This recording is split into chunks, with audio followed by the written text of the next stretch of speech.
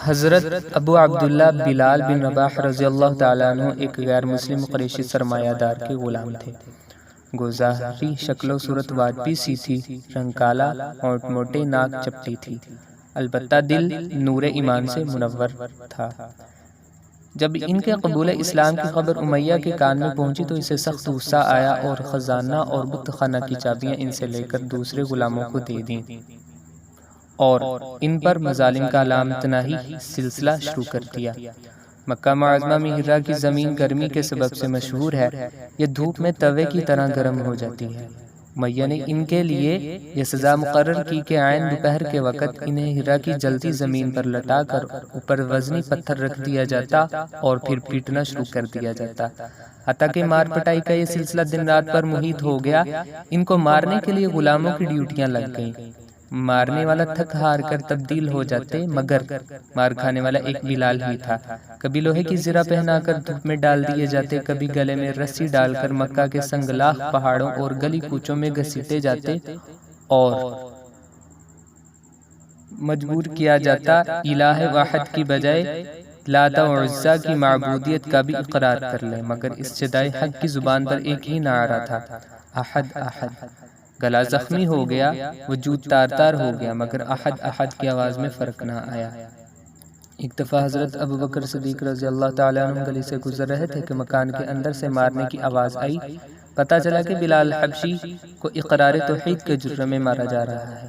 حضرت ابوبکر رضی اللہ تعالیٰ عنہ کو شدید دکھ ہوا، علی الصبح امیہ کے گھر چلے گئے، اسے عذراہ نصیحت سمجھایا، لوگوں کے سامنے شرمایا، خدا سے ڈرایا کہ جرم سے باز آ جا۔ جب ہر طرح سے سمجھایا امیہ پھر بھی نہ مانا، آخر قیامت کے دن سے ڈرایا تو اس نے قیامت کا بھی انکار کر دیا اور طیش میں آ کر کہنے لگا، ابن ابی قحافہ، اگر اتنا ترس آ رہا ہے تو اسے خود خرید لے۔ حضرت ابوبکر رضی اللہ تعالیٰ عنہ فوراً بولے، میں اسے خریدنے کے لیے تیار ہوں۔ بولو کیا مانگتے ہو؟ وہ کہنے لگا، تم اس کو خرید نہ سکو گے، اگر خریداری منظور ہے تو اس کو اپنے غلام فسطاس رومی کے عوض لے لو۔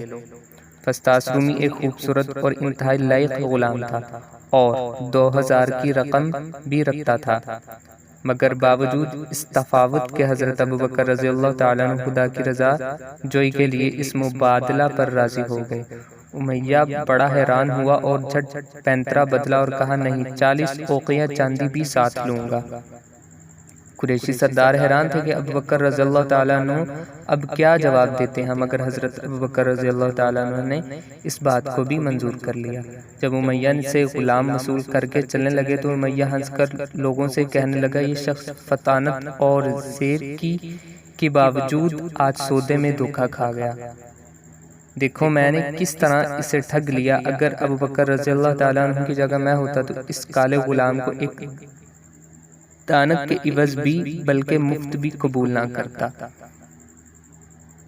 یہ سن کر حضرت ابوبکر رضی اللہ تعالیٰ عنہ کھڑے ہو گئے اور پلٹ کر بولے، امیہ تو اس کالے غلام کا رتبہ کیا جانے، اس کی قیمت مجھ سے پوچھ، خدا کی قسم تمام یمن کی بادشاہت اس کے قدموں پر نثار ہے۔ اس کے بعد حضرت بلال رضی اللہ تعالیٰ عنہ کو بارگاہ نبوت میں حاضر کر کے فرمایا کہ یا رسول اللہ صلی اللہ علیہ وآلہ وسلم، میں محض اللہ کی رضا کے لیے حضرت بلال رضی اللہ تعالیٰ عنہ کو آزاد کرتا ہوں۔ یہ سن کر رسول اللہ صلی اللہ علیہ وسلم کا چہرہ فرط مسرت سے چمک اٹھا۔ حضرت ابوبکر رضی اللہ تعالیٰ عنہ کے حق میں قرآن اترا،